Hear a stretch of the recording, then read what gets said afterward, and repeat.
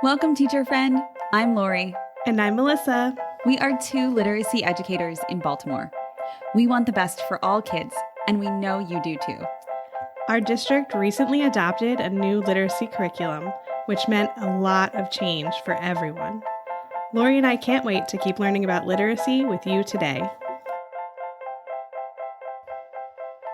Hi, everyone. Welcome to Melissa and Lori Love Literacy Podcast. Today, we have an incredible guest, and I'm so excited because she has a resource for all teachers, but especially primary teachers, and it just dropped on the market. So we'll be sure to talk about that a whole lot today. It's called the book, Reading Above the Fray. And I read this book and I felt like I was talking with a teacher friend while reading it. There are just so many activities and strategies. I felt like I was back in the classroom and just chatting with my teacher neighbor, sharing tips and sharing best practices. And it was just so fun to read and easy to read. I cannot underscore that enough. So Melissa, I know you're excited for our guest today because she's one of our favorites of all time. Yes, she is. So we have Dr. Julia Lindsey. We're one of our favorite guests, like you said, it was about a year ago that we had her on, and just love her. And we said at the time that we would have her back when her book came out. And so here we are to talk about her book and all about decoding. And we'll talk all about what it's all about, but what the evidence says that young readers need to know to help them decode words efficiently. And we'll get into that during our podcast today. Yeah. So welcome, Julia, welcome to the podcast. I am so happy to be back with you all. I'm very excited to talk about Reading Above the Fray today. Yay. Yeah, we're so glad you're here. And I honestly can't wait to hear more about how you chose the title personally. But first, I'd love for you to tell us a little bit about yourself. Yes, thank you. I would love to set the stage for how I became a self-proclaimed phonics nerd, and am not ashamed of that, no matter what controversies might be happening in the reading space. So I actually got really interested in reading and in education in college when I was a servant leader intern with the Children's Defense Fund Freedom Schools. And I started interning with that organization the summer after my sophomore year. And their mission is really around loving literacy and reading lots of wonderful representative books and feeling really confident and excited to read. And I noticed, even as a college student who was not an education major, I was a psychology major, that there was something sort of off about this in the littlest grades, the K1, because I thought, why aren't we teaching them how to read? We're just doing all this other fun stuff. But wouldn't it be cool if we also helped make sure that these little ones were able to read themselves, not just do a lot of fun comprehension and other things? So coming back my second year, I actually proposed to the director of the program that I develop a phonics program for the little K through 2, and introduced a addition of some partnerships with some of the older kids to do tutoring as well. And to be honest, looking back, I had no idea what I was doing. I tried. But you kind of did. I kind of did. You had a gut instinct. I did. I had a gut instinct. It was, I tried to look at the research, trying to be like a studious college student, but it was like a kind of a hilarious attempted experiment. And then I got into the classroom where I taught in New York City, kindergarten and first grade. And I taught in a school that was really in love with leveled texts and guided reading and really rich readers' workshops and writers' workshops. And we did have a very systematic phonics program that we were very adherent towards. And we did tons of progress monitoring in phonics. And I always was like, oh, my kids are doing great. They're all scoring so high on reading, read aloud tests and comprehension. They're scoring so high in their phonics tests. They're making progress for the most part in guided reading. But I thought it was pretty strange because it didn't actually seem like any of these skills were coming together for a lot of kids. There were some kids that they could just do anything you put in front of them. And there was another group where I just couldn't understand it. I would be watching them read and be like, what are you doing? Like, didn't we just learn stuff like this in phonics? Or I would try to sound out a word with them and I would say, oh, no idea what that word's doing. Don't listen to me because that sounding out didn't make sense. Right. And honestly, I just kind of shrugged my shoulders and thought, okay, well, I just don't know enough. Or I'm missing something, but nobody around me knows what that is. So it must just be that this is how it goes. And eventually these kids will be okay. And then I was simultaneously getting a master's degree where there was basically no information about phonics teaching. And then I got to grad school at the University of Michigan. And in my first semester, I was the teacher's assistant for the Introductory Methods to Early Literacy course. And within the first month, my mind was blown being the TA in this class. I wasn't even supposed to be a student, but I was so shocked by the amount of information that I had never gotten to receive because of my particular trajectory. But also, I was in a school with tons of professional development, and this just wasn't the topic that people were talking about at the time for the most part. So we get into this class and I'm like, phonemic awareness, what is this? And I did make some calls back to students' parents who I had heard never blending words together in kindergarten or first grade. And I said, oh my gosh, have I got some news for you? Oh, wow. You need to try these things at home, because I knew that they might never get access to this information otherwise. And then I was simultaneously working on a project with the Boston Public Schools and now Duke as well, where they had come to us and said, we have this weird issue where we have kids doing really well in phonics and doing kind of okay in guided reading, but we don't really think they're reading because we don't see them like using phonics ever. And that to me was a huge light bulb moment, because I realized that my experience as a early career teacher who had taken an alternative route was not my fault, and was also very pervasive. And that actually a lot of teachers and a lot of really experienced educators and whole systems were experiencing the same problem, which is this like extreme disconnect between how we were trying to teach kids to handle our English spelling system and how we were trying to teach kids how to read words in a text. And so I started kind of poking around at different things and came across some very old research on decodable texts. And I was like, this is it. This is so cool. Like, what if this is the thing? And I got to be honest with you, almost everybody around me at the university was like, ew. What? What are you talking about? Like, they were like, no, I don't think you understand what these are. Like, this is not the thing. Like, you're missing something here. And I was like, no. I really think that we could write better ones. And obviously I had mentors who believed in that as well and wanted to see what I'm not sure exactly who was like, okay, yeah, I'll see what you're talking about, but people were.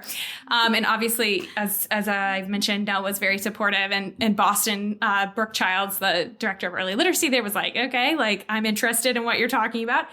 And so that opened up this path to thinking about what would it mean to create decodable texts that are better. And then that deeper for years and years, thinking about what does it really mean to actually teach kids this beautiful, messed up logic of the English system? And how can we actually give kids the opportunity to apply that knowledge and to practice that knowledge in ways that are going to skyrocket their abilities and their confidence and their potential love for reading, because we're putting in front of them a task that they can't handle and that they can grab a hold of. And we're not withholding meaning either.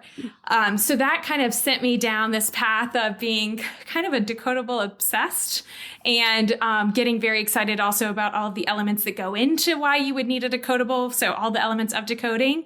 And that is where it led me to this book, and why the book's subtitle is Reliable Research-Based Routines for Developing Decoding Skills. And the whole book is kind of about this idea around decoding and trying to get people at least a tiny bit as excited as I am about really thinking about the meaningful, beautiful experience of getting a kid to be a strong decoder to serve the rest of their reading journey, and to get them to the real place that we want them, which is that deep meaning making. Julia, I'm wondering really quickly before we get into your book, if you could you might not know this, but I'm wondering like why so many people had that reaction when you said like they were like, ew, decodable text. Because I'm sure there are a lot of people out there that still have that reaction. So just curious if you know the reasons why.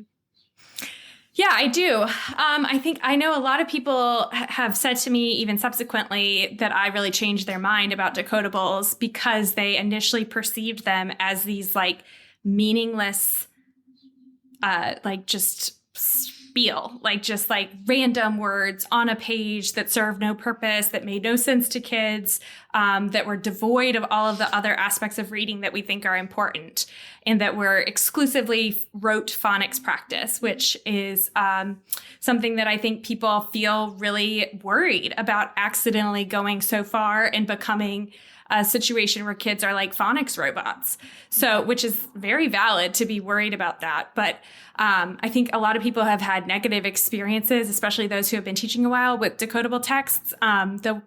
The ones that are 100% decodable and are designed for kids who only know like consonant, vowel, consonant words and were written in the 90s are not always making tons of sense. I'm thinking of some. So, yeah.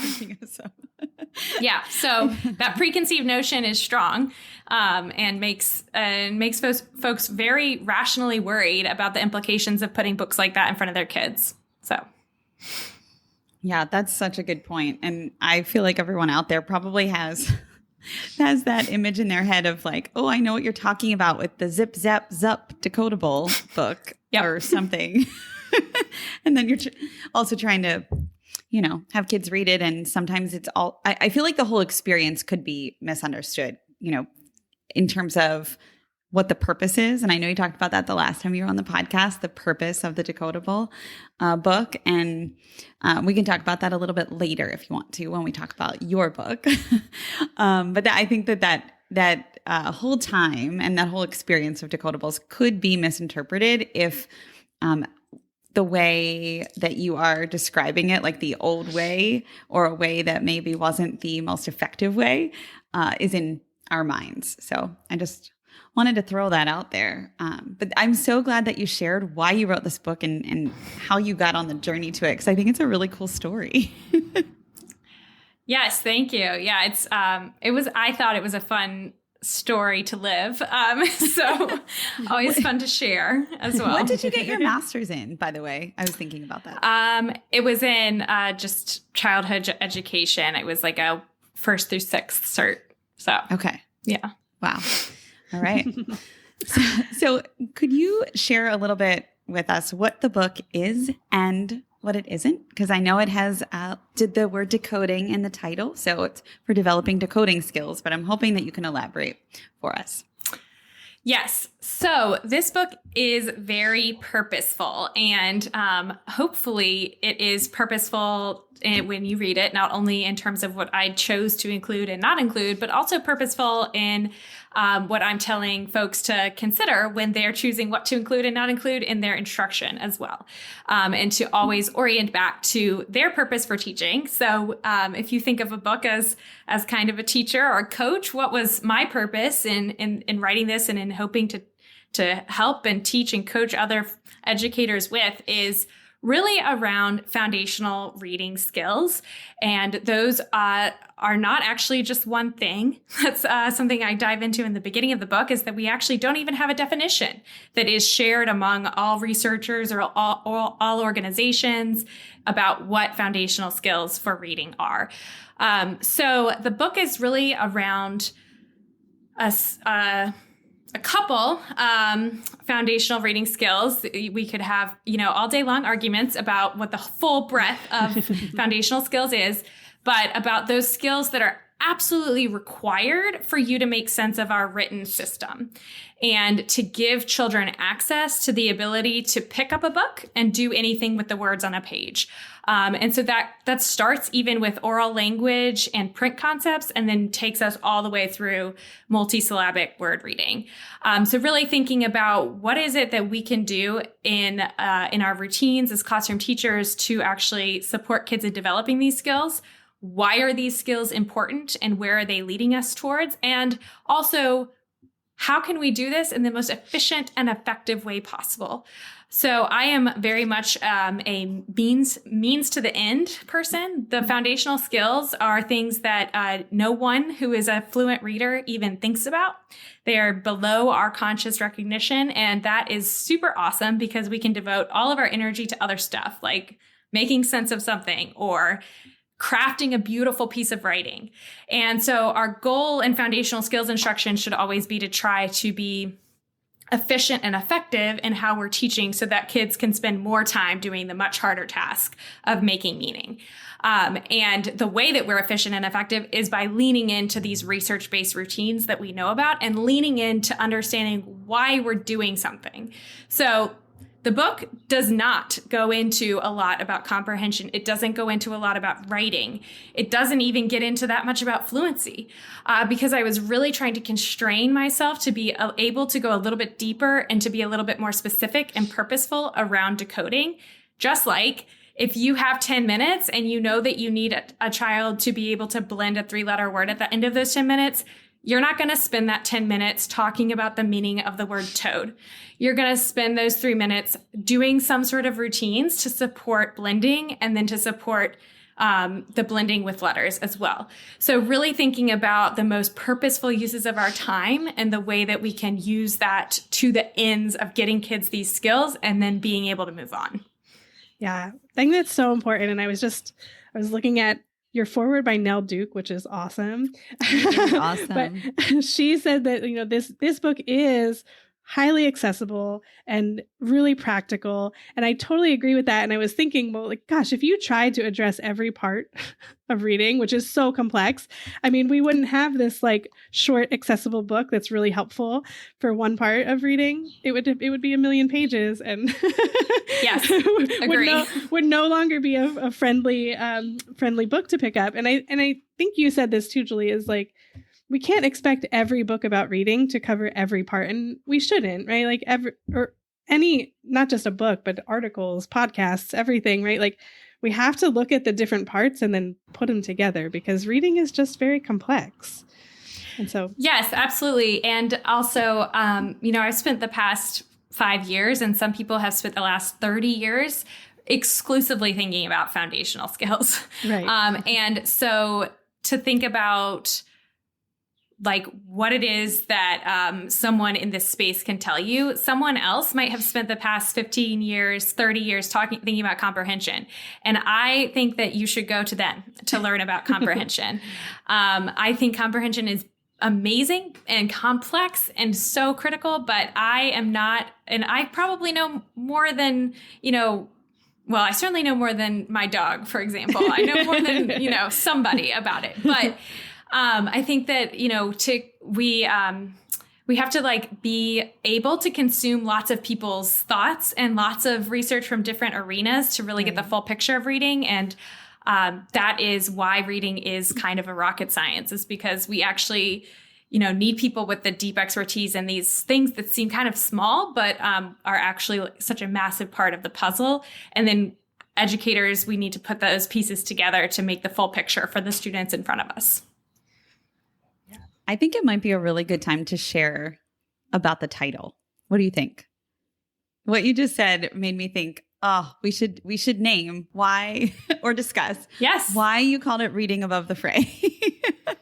Yeah, absolutely.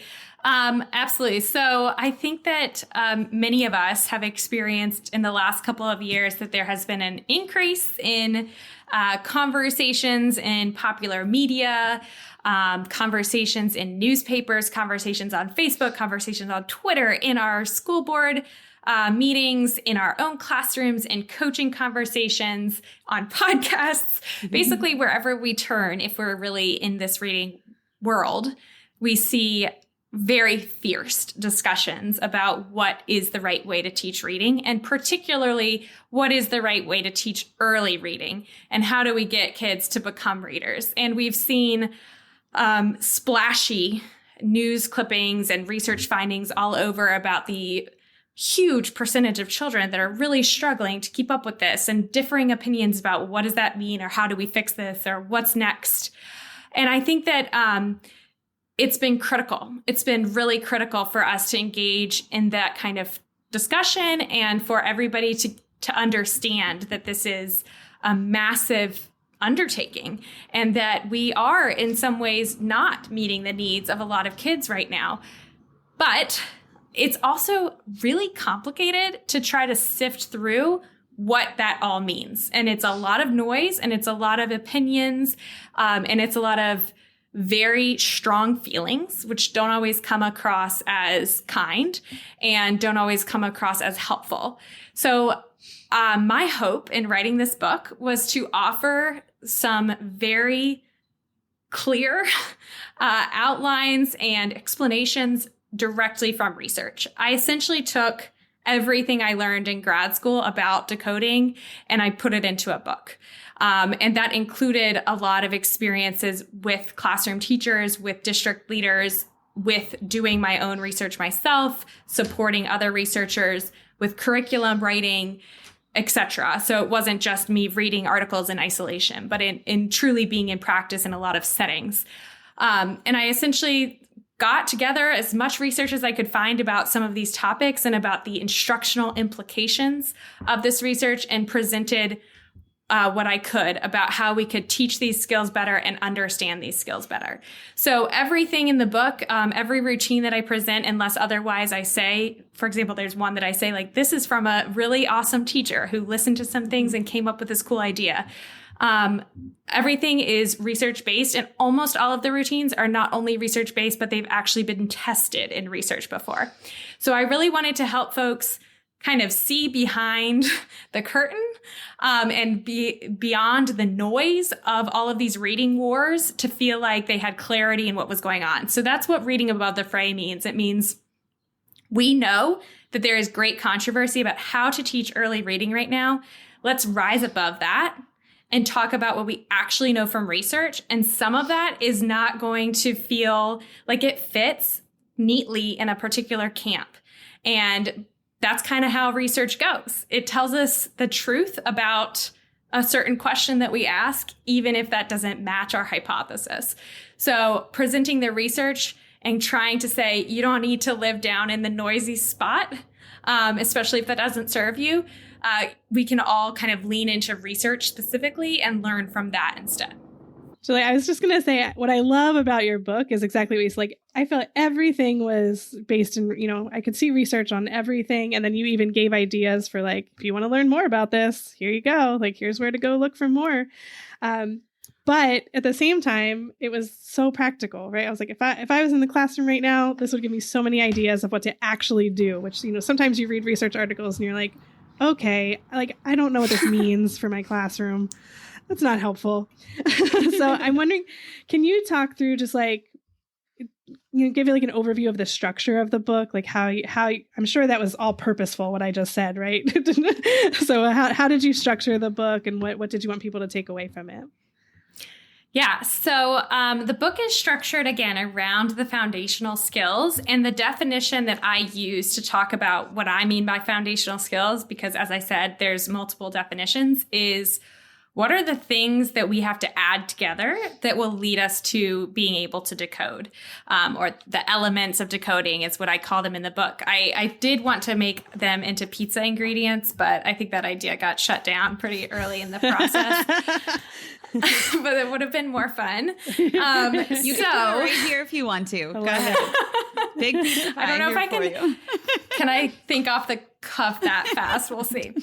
So the first couple chapters are really an orientation towards why foundational skills, why decoding, why am I so passionate about decoding? I feel like probably I sound like a broken record, but decoding is cool and we should see it that way.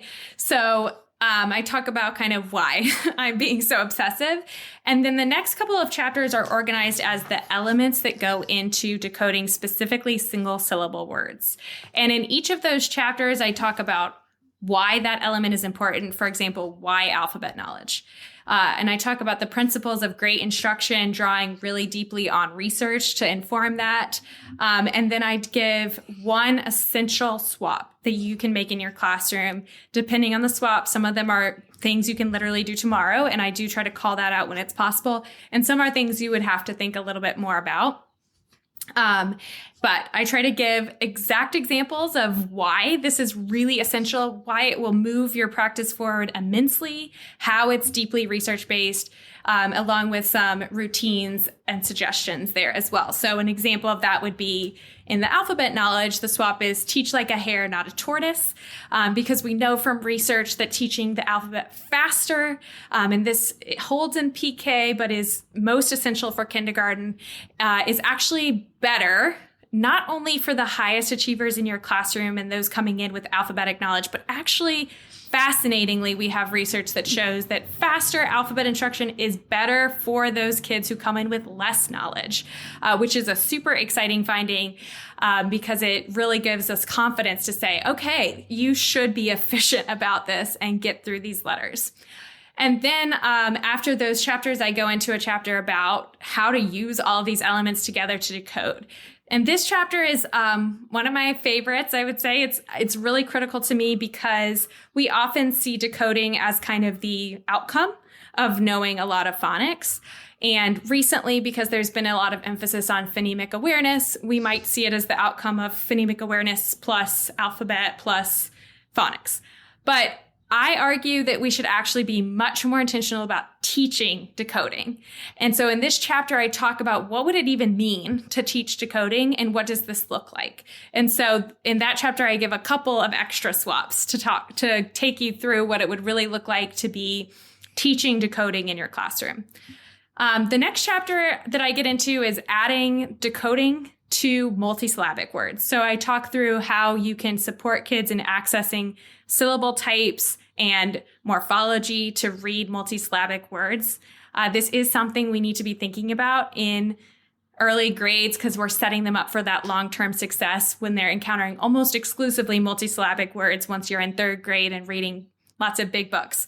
And then I end with a very short chapter on fluency to make sure we're always angled towards some of the end goals. Foundational skills are not just decoding words in isolation, but obviously reading text fluently. And as Melissa said, lots of nods towards other resources and places that you can go for people who are way more better positioned than I am to tell you how to achieve this in your classroom around comprehension, oral language and vocabulary, and fluency as well. Love it. I'm making a note that chapter 8 is your favorite. I just think that I'm going to go back and reread it again. Chapter 2 and chapter 8 are my favorite, and those are the ones that are about decoding. So there you go. I love that. Before we get too deep into, because I know I want to talk about a lot of the swaps. I think we all want to talk about the swaps, but we may have already said this, so just tell me if we did. But like, why is decoding so important? I know you're like a big super fan, but I just want to make sure our listeners like really hear the like why. Mm-hmm. Okay. So the first thing I'll just say quickly is like, what is decoding? So decoding is using everything we know about sounds and spelling relationships and applying that to an individual word so that you can say that word aloud or in your head if you're further along in your reading journey. And match that word to an oral representation that you have of a word. So if you know the alphabet and you know the major alphabet sounds and short vowels, and you see the letters CAT on a page, being able to say k, at, cat, and then being able to match that, cat, that's a word I know. And being able then to match that to a meaning is obviously part of the process of really being able to read, is knowing what that means as well. So decoding is so critical because otherwise these letters, they don't mean anything to anybody. Mm-hmm. So we really don't have any other route to making sense of words on a page other than relying on letters. We can rely on guessing. We can rely on some other mechanisms like analogies and that sort of thing to guess at words. However, we don't have any other way that is that is the most guaranteed to be effective and to also be pretty efficient if we're doing it well, to figure out what a word is on the page in front of us and then to be able to move on and read the rest of a sentence. So decoding is really cool because it gives you access and ability to read words on the page. And I also think that's super cool because it's, you might notice in the language I'm using, it's giving it to you. So it's giving the reader that independent ability. There is no need to rely on a teacher if you can decode a word. There is no need to rely on a picture. There's no need to rely on prior knowledge. So you're actually just relying on the exact information that you have about sounds and spellings, and again, about blending and segmenting and rolling that all together to be able to say the word on the page. Decoding is also super cool because, in the short term, that immediate, it lets you read the word. In the long term, when you've seen that word repeated over again, or if you've seen similar patterns in similar words, it creates a huge schema and representation for you so that you can navigate more and more words, so that you can engage in a mechanism of self-teaching where you're learning more and more and more about English orthography, our spelling system, and about words. So you're able to encounter new words quicker and get through them easier. Decoding also in the long term helps us build orthographic maps, which are a pretty hot topic. Essentially, think about a triangle where you understand the word's pronunciation, spelling, and meaning. And by seeing a word multiple times and decoding it, you're building this map in your brain of what that word is so that you can see it and read it automatically in the future. So all of these things together are about how decoding is the mechanism to getting kids to be automatic readers. Yes, it is theoretically possible to get to automatic reading without decoding. However, not for everybody, it's not. And more importantly, it's faster and more effective to go through decoding. So I know sometimes we think back on our own teaching experiences, or those of us still in the classroom, and we're like, well, yeah, but I've got all these kids who seem fine, and I've never even heard them really sound out a word. Yep. There are some kids and some humans who we think just kind of like have an ability to suss out these kind of patterns in language without too much support. But if we want to support all of the kids in our classroom, this is the route. And if we want to support those kids who seem to be getting it on their own and being more effective, this is also the route. So I think decoding is super cool because it unlocks this individual internal ability to access all aspects of our written language, both immediately and in the long term. Yeah, I think it's so cool that it doesn't even take that long. I'm looking at your book. It does not. I'm on page 44 and I've highlighted in pink. Are we talking about the first swap? We're talking about the first swap, and I'm trying to transition us seamlessly. That researchers found the most impactful phonemic awareness trainings were less than 20 hours total across a school year or intervention. That seems manageable. I mean, again. Well, and I also think you would think people think more is better, right? Like if this is so important and so critical, let's do it all day until they get it. Yeah. And I know, Julia, you have some recommendations about like the time frame and the instructional moments and what that might look like during the day. So I'm wondering if you might be able to share with us a little bit about swaps, like what they are, because we just kind of dove in. I was trying to seamlessly transition us here. Share a little bit about the essential instructional swap, which I love this. These are my favorite pages in the book. And then also a little bit about, so this first swap here. So give us the example on page 44, which is less foundational skills overload, more language and reading rich instruction. And then maybe we can talk through some of that schedule, like what it might look like, because that's always a question that everyone has on their minds from like classroom teacher to, I think, school board, educator or school board leader. Yes, absolutely. This swap is so critical because this is a book about foundational skills. But I wanted to make it very clear that I am not talking about foundational skills overload. I'm talking about a reasonable amount of foundational skills to the end of getting kids to proficiency. And research does not suggest to us that that's going to take all day, every day for 3 years. That's just not what the evidence tells us. So it's really important to keep that in mind when we're thinking about how we're infusing this into our schedule. That does mean that when we are engaged in foundational skills, we have to be choosing effective ways of engaging in it, or maybe it will take all day, every day for years and years, because it's kind of like you can't do either or. It can't be efficient, but not effective. It's got to be efficient and effective. So fast and good at the same time is the only way that you're really going to be able to achieve these goals. So yes, there is research about like phonemic awareness trainings do not need to take that much time. I think it's about maybe 10 minutes a day is if you divide that 20 hours out in a school year. Another finding that a good friend of mine just reminded me about a couple days ago in a Linnea Airy piece from a few years ago was that it was they had taught kids who knew that at least 10, 13 letters and some phonemic awareness. They taught them how to blend and segment CVC words in 20 minutes. 20. And then that was it. And they saw impacts of that. So thinking about like how much kids need input into and then to learn something, and then those kids are going to need more practice. I don't think they're going to remember that exact skill for 20 years. But knowing that actual instruction is maybe not going to take tons and tons and tons of time, and that our real goal in a lot of the foundational skills instruction should be giving kids access to these skills in a super explicit way, and then really strategically creating practice opportunities for them that, again, are still fast and still effective based on research so that they can continue to grow those skills over time. And that leaves you a lot of other time to do read alouds and other small group instructional types, writing instruction, all of these other wonderful things that literacy teachers do. And for many of you, all of the other things that you do for science and social studies and math and all that sort of wonderful aspects of the day as well.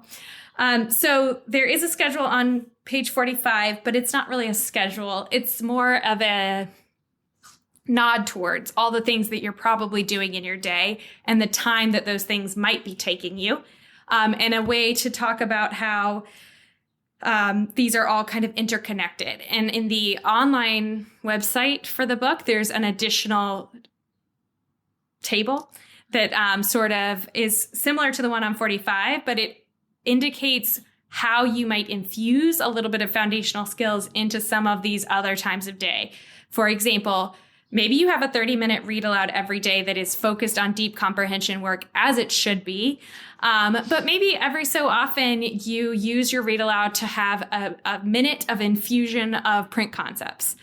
Or maybe you have 40 minutes of writing every day. I mean, God bless if you do, that's beautiful. And you're engaging kids and really thinking about creating writer's craft, or in all sorts of other great things that you might be working on. But you are able to also support spelling via the sound spelling relationships you've been teaching systematically in phonics during your check-ins in a writing time.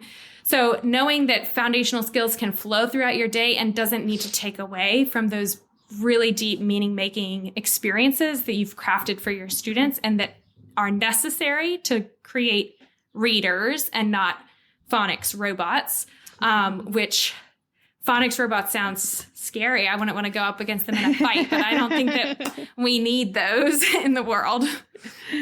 I have to say, Julia, too, I love that the updated version also includes math, science, social studies. Like, it doesn't even just have to be ELA time where these can continue, right? This practice can continue. Yeah. And before Thank you for that. Before Melissa transitions us, because I know she's about to ask another question, I can see it on her face. Can you say the website for everyone listening for the book? Do you know the website? That would be cool if I could. I think you have to have the book too, right? I have it, but you have to have the book to get the password. Oh, you have to have the book. Okay, well that's good. So we can direct everybody to buy the book and then go to the website. It's in the back front cover or the back cover of the book. Look inside. Yeah, that's where the gold is. Perfect. I was going to say, I don't know. Thank you. I was Googling it. That is so funny. Okay. Well, I didn't mean to ask you like the easiest question that you didn't know the answer to, but you're like, what is decoding? No problem. What's the website of your book, Julia? No, I'm just kidding.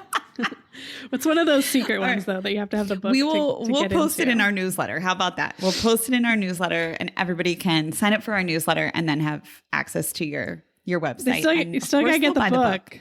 Of course, they'll buy the book after this, for sure. You gotta have the book to get the password. Yeah, because everybody, I feel like this is a big question that we get emailed all the time. Like, well, what does an effective schedule look like? How can I do all of this and fit all of this in? So I love that you tackled that with some key thoughts and instructional moves. Thanks for doing that. Yeah. Well, I hope it's helpful. But yes, we all have our own ideas about schedule, don't we? So you'll have to adjust it and make it your own. For sure. Especially exactly. principles. It's a guideline, right? Mm-hmm. All right. So I'm switching to the next swap. Are we ready? Go ahead. Are we going all through all of them? No, we just picked out a couple. Oh, okay. We have a favorite swaps list. Love it. But I did want to talk about the one on page 73, which is around phonemic awareness. Just because I think for some people, phonemic awareness is kind of a newer thing that, like you said, I didn't even know what that was, before I went to grad school. So I just wanted to talk through that. And specifically, this is fewer rhymes, more phonemes. And like you said, this can be really short and quick. And so I think it's a really nice, something that someone listening to this podcast might be able to take away and incorporate into their classroom. So tell us all about it.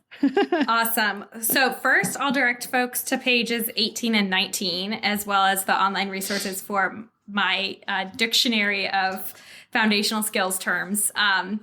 It will guide you through all of these definitions of the terms I use in the book, and also these are the terms that are used in research. For those of them that have definitive definitions, some of them unfortunately do not. So just always go back to that if something is not fresh, or if you need an update about the specific definition of something, because this is a hugely confusing topic. What is phonological awareness? What is phonemic awareness? How do they fit together? What's going on here? So broadly, phonological awareness is our ability to hear and manipulate and generate any kind of sound in language, including saying a whole word, knowing something is rhyming with something, being able to just kind of operate in our oral world. And a lot of those skills do develop pretty naturally for many people. But that doesn't mean that they develop naturally in the sense that you might be able to rhyme, but you might not ever know what the word rhyme means. So we might think that kids are not able to do something if we are asking them rhyme with the word cat, versus if we say, let's play a game. One of my favorites, we're going on a camping trip and everybody's going to bring something that rhymes with sat. And then playing games like that where we're modeling and we're helping everyone along the way. So there is just a difference there just in terms of what we're asking of kids. Just always remembering that is particularly important in some of these oral language skills. But even though I just mentioned rhymes, unfortunately, the sad news about phonological awareness is that it doesn't actually seem to impact reading as much as we thought it did. What really impacts reading is a subset of phonological awareness called phonemic awareness, which is our ability to hear and manipulate the individual sounds in a word. So being able to say dog starts with D, and if I change the D to a B, it would be bog. That's demonstrating phonemic awareness. I was able to hear, isolate, generate, and manipulate or change the sounds in a word. And that would be, the highest levels of phonemic awareness, obviously. So those are what really matter for reading. And makes sense, because if you can't say that there's a D sound at the front of a word, then how are you going to figure out that the letter D should spell that? Or how are you going to figure out that when you're looking at the D, that's the sound that you should say? So phonemic awareness is really critical in letting us decode words sound by sound, letter by letter, spelling pattern by spelling pattern. So in the book, I talk about more phonemes, fewer rhymes. And this is true even in kindergarten. And you can even, if you're teaching pre-K, you should even think about this in pre-K, which is that we do have research that shows that kids can engage in phonemic awareness training as young as 3. And that we do understand that from research right now, we don't think that you have to have all of the other phonological awareness skills before you engage in phonemic awareness. So we can come out the gate in kindergarten starting with this. We might realize that for certain kids, we need to backtrack. But for most kids, we can come out the gate practicing these skills in order to get kids to blending and segmenting. So in the book, I give one example routine that's very straightforward. It's essentially, you tell the kids exactly what you're going to do. You do an explicit teach of phonemic awareness. You model something. You do it together. I do, we do, you do. And then the students practice it, and then you close. And so it might be something that you add on to the front of a phonics lesson. Say you're teaching the letter D. I'm now using the letter D for a lot of examples in this. You might start your lesson by saying, okay, I'm going to show you how to isolate the first sound in a word. And we're going to focus on words that start with da. And then you might model that for students and then have them practice listening to you say words and saying what that first sound is. And that might be how you begin a small group lesson or a whole group lesson around, and again, the letter D. And that allows you to then directly connect the letter to that sound. We do need some phonemic awareness practice in isolation, but another big but around phonemic awareness is that we actually know from research, and we've known this for over 20 years, that the most important phonemic awareness work is happening with letters. So once we can get kids in a position where they're able to handle letters and sounds at the same time, we should be emphasizing that. Not to say we shouldn't do any oral only, but that we should definitely be coupling those things together to get the most bang for our buck in terms of impacting reading and spelling. Can I ask you a selfish question real quick? I have a 3-year-old and I don't know what I'm doing at this level to teach a 3-year-old, but we often play a game where we just name all the words that start with a similar sound. Like we'll just say like what starts with s, and we'll just start naming things, right? Like snakes, and we just name things. I'm like, is that even helpful? I'm really curious. Yeah, no, that sort of thing is great. And yeah, being able to match and group and sort sounds and words together is a helpful phonemic awareness strategy, especially when you're isolating down to that first sound. And that's a great example of the type of activity that could feel as joyful as a lot of rhyming activities that we love to do in early childhood. That's actually a lot more purposeful because it's getting us towards a skill that's much closer to real reading and writing than rhyming is. Oh, good. Okay. We just do it for fun, but I was like, I wonder if this is helpful. Well, learning to read should be fun. So I love that. I'm wondering if you can share a little bit about Alconin boxes, which you also named as both effective and efficient routines for this. Can you share a little bit about why they're effective? Yes. So Alconin boxes or sound boxes, if you've heard that term, word boxes, letter boxes, there's all sorts of things that people use to call them, are essentially when you have a number of boxes for the number of sounds in a word. And so you can use a toy car, or you can use letters, or you can use tiles, and you fill in those boxes as you say certain sounds. So these are this strategy of using those to be able to say individual phonemes has been used in research for a very long time. The original study was from the 1960s. And so unfortunately, a lot of research does not necessarily get us to a specific instructional strategy. A lot of times research is at a higher level than that. So we have to make some strategic decisions about what the research really means for what we should do instructionally. But what I think is cool about some of the research on this strategy is that we actually have done studies about this specific strategy for phonemic awareness. So we can feel pretty confident in saying okay, this is a good idea. And what it does is that it helps kids be able to have an additional modality for interacting with a very abstract concept. So listening for phonemes with your eyes closed, for example, is really abstract. That is about as abstract as you can get, versus saying like, okay, we're going to drive a car across the sounds, say the first sound as we drive across the first box. And then being able to drag that car across is really a supportive way to help kids be able to identify how many sounds are in a word, be able to isolate individual sounds, and be able to practice that action of blending and segmenting as well. So I definitely suggest them. It's also pretty easy to get, a mat that's even laminated or something with the 3 boxes on it. And it's also engaging to have kids get to choose. Like maybe you have some game pieces in your classroom and they can choose which ones they want to use to be able to isolate those sounds. So it's a strategy that can be really fun as well. Yeah. I love lots of options. Yeah. And I just want to confirm it's for the number of sounds in a word. So the number of boxes would depend on the number of sounds. If I were the teacher, I might have to have like a mat with 2 boxes and 3 boxes and 4 boxes, right? Yeah, and that's a great point, is that we do want to emphasize that kids should be pointing to a box for a sound, not a letter, because we know a lot of spellings that represent one sound are actually more than one letter. So, for example, if you're working with digraphs and you're trying to have a child say the word ship, you would still only have 3 boxes because that SH is representing one sound.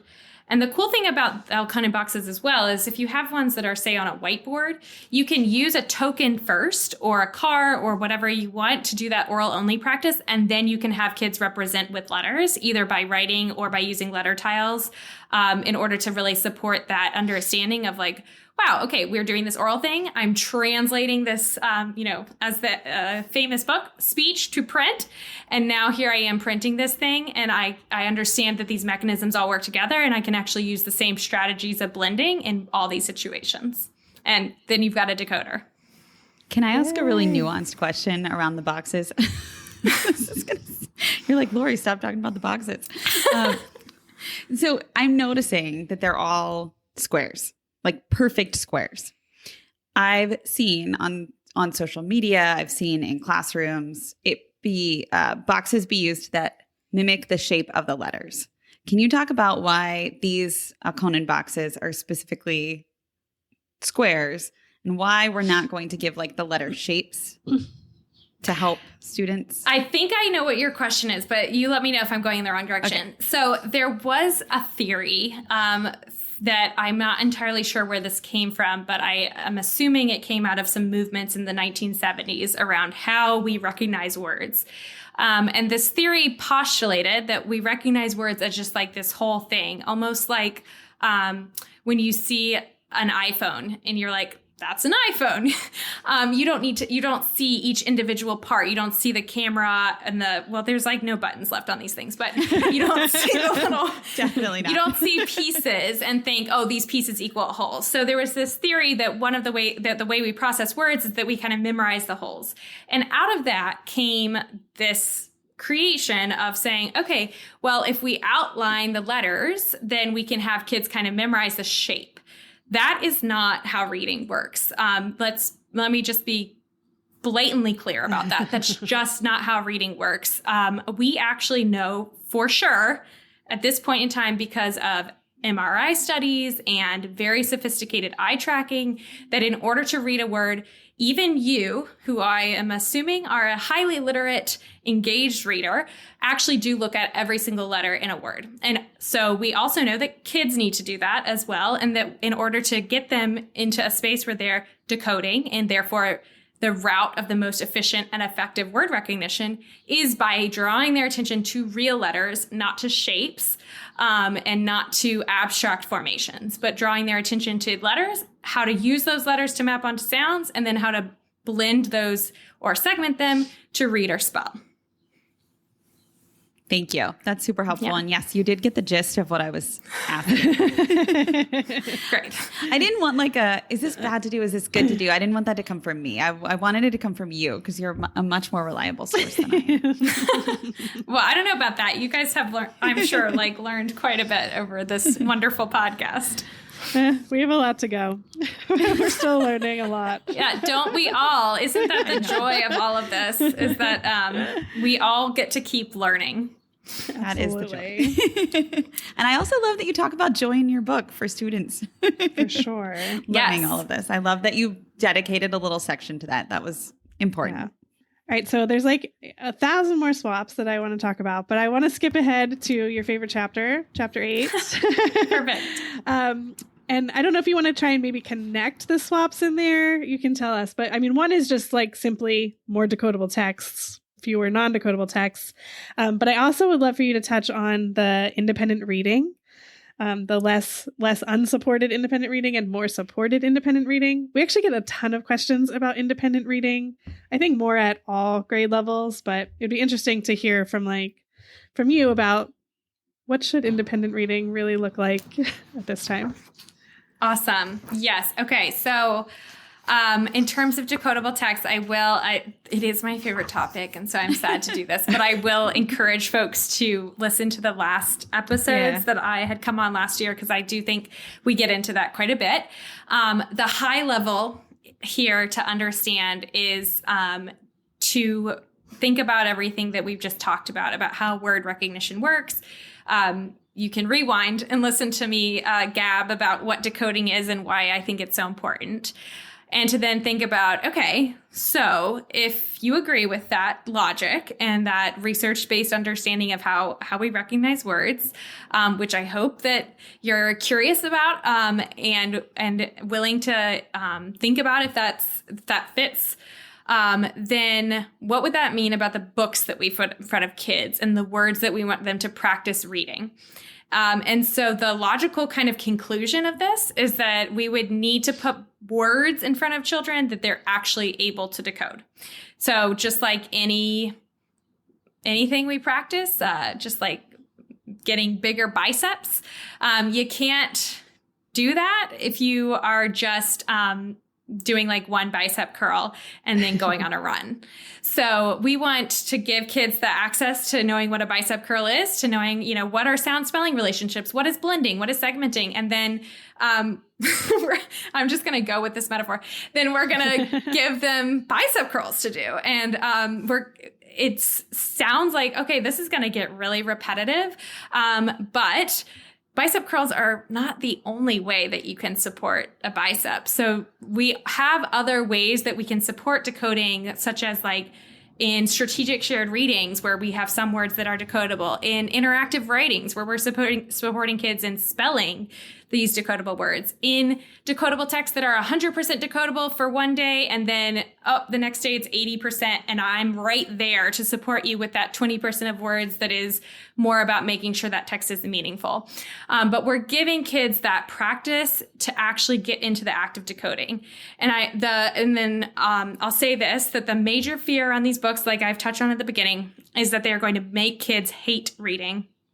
And I will say to you unequivocally that has not been my experience or the experience of the educators that I have previously supported in using high quality decodable texts. It actually has shocked me. I did think that was possible.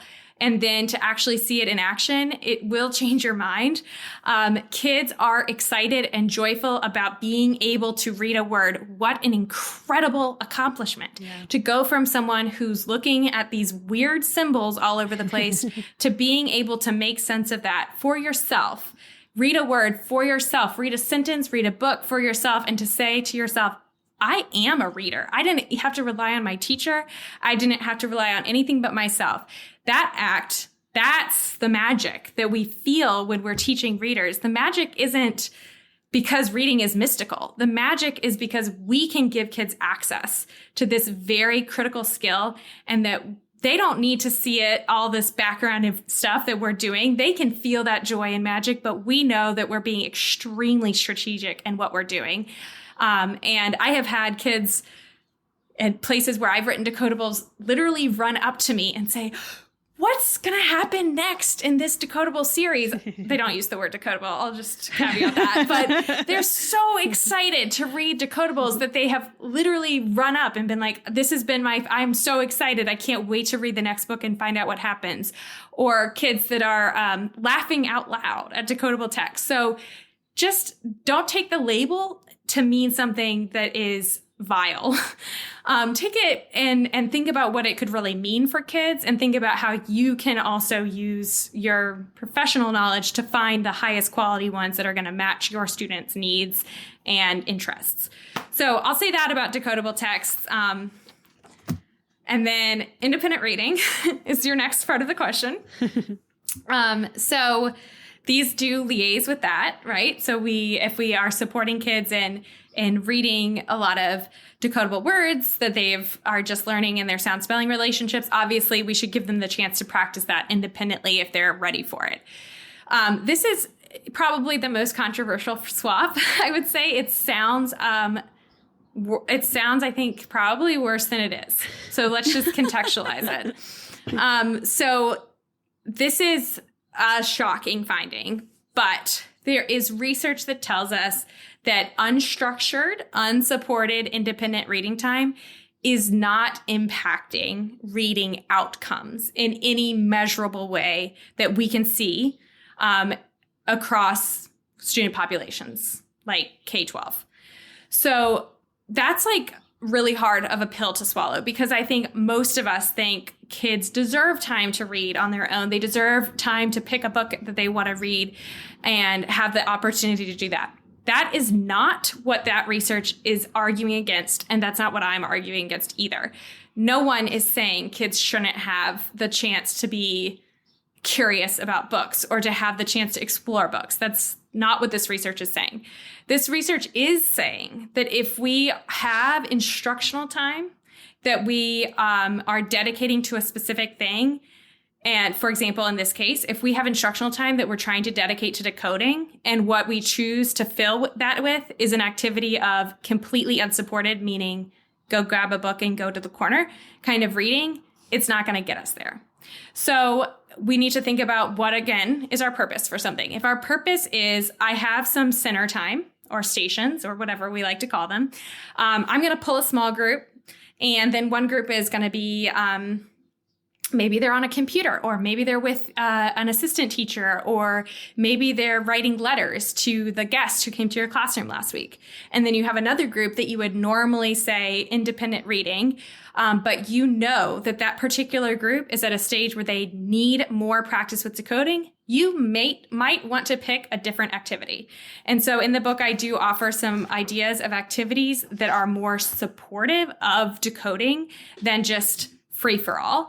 And again, that's because what is your purpose, and how are you best going to get there with the extraordinarily precious time that we have in classrooms? Yeah.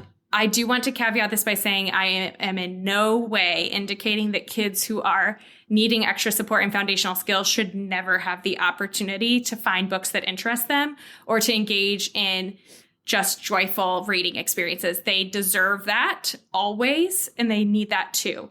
But just thinking about how we're using the time in the classroom that we have in order to support this very specific skill set might mean that we have to change some of what we're doing around unstructured independent reading time. Thank you. And thank you for that caveat too. I think that's really important to name. I think we have so many more questions. We could go all day long. I don't understand. I am a chatty. I chat a lot, so we're gonna have to plan like a part 4. I feel like I always get to the end with you, and I'm like, I just want to keep talking to her, though. I know. Why is it over? You make things so easy to understand. I'm just so grateful for how easy you make everything to comprehend. Yeah. So thank you for that. And I'm glad your book did that too, right? Like it's almost the same as when we talked to you. Your book was very similar in that way.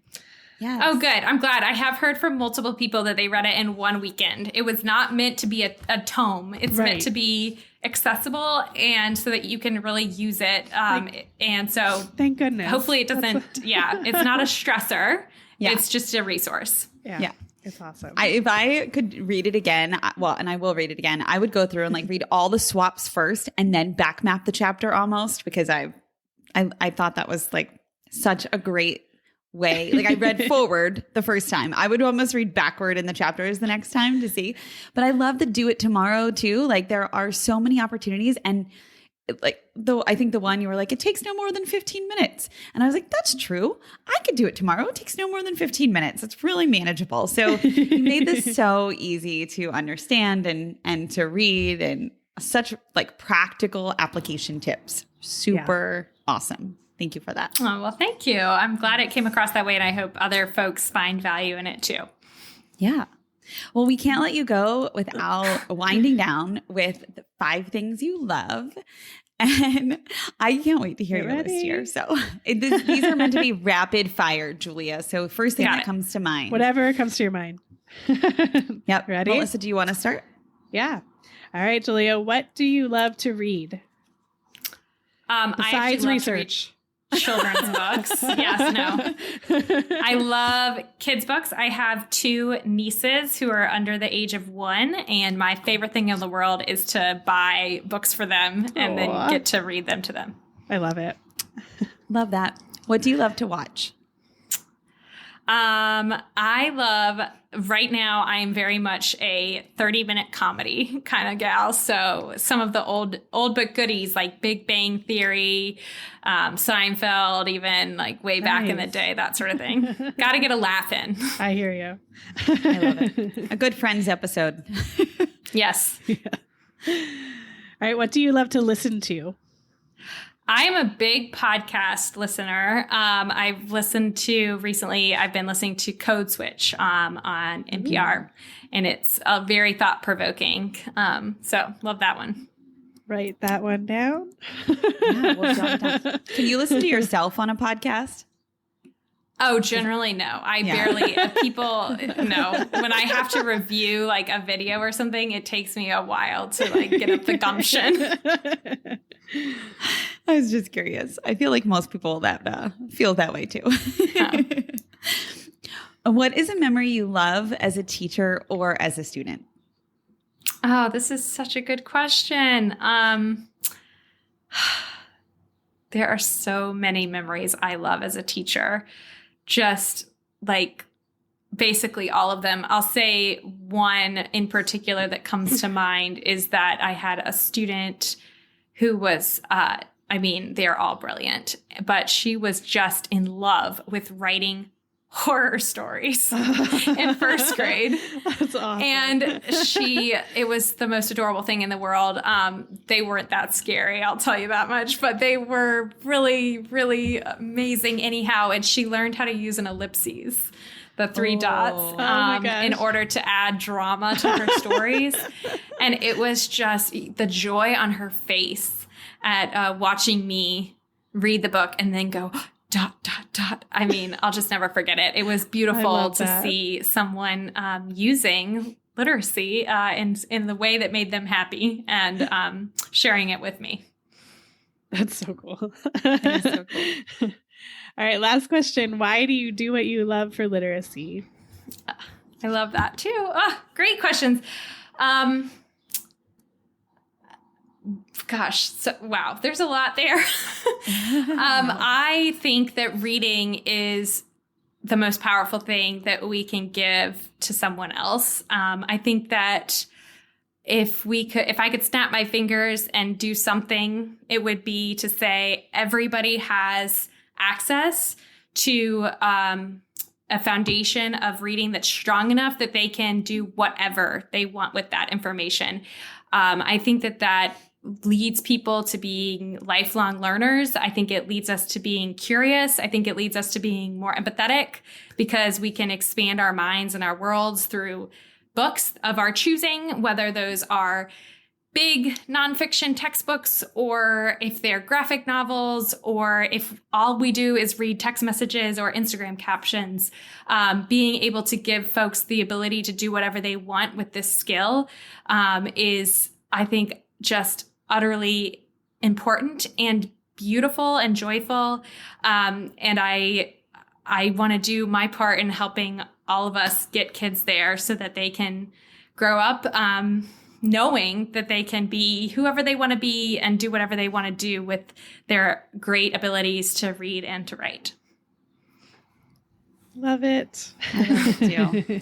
Well, we're so grateful. We're so glad you spent more time with us. And really more time. Like we take up a lot of your time. So thank you. We schedule an hour block and we always go for 90 minutes. So thank you. Yes. Hopefully folks are still listening at this point. Thank you so much, Julia. Thank you for your book too. We love it. Yeah, everybody should go out and grab Reading Above the Fray and then check out that schedule too on the site. That is a bonus to this book. That's cool. For sure. It. Thank you, Julia. Thank you. Thanks for listening, literacy lovers. We release a new podcast episode every Friday and share more resources in a newsletter on Tuesday. Sign up for our newsletter at literacypodcast.com. Each week, you'll receive important information, resources, and connected content. We're excited to create a space for community discussion about our podcast.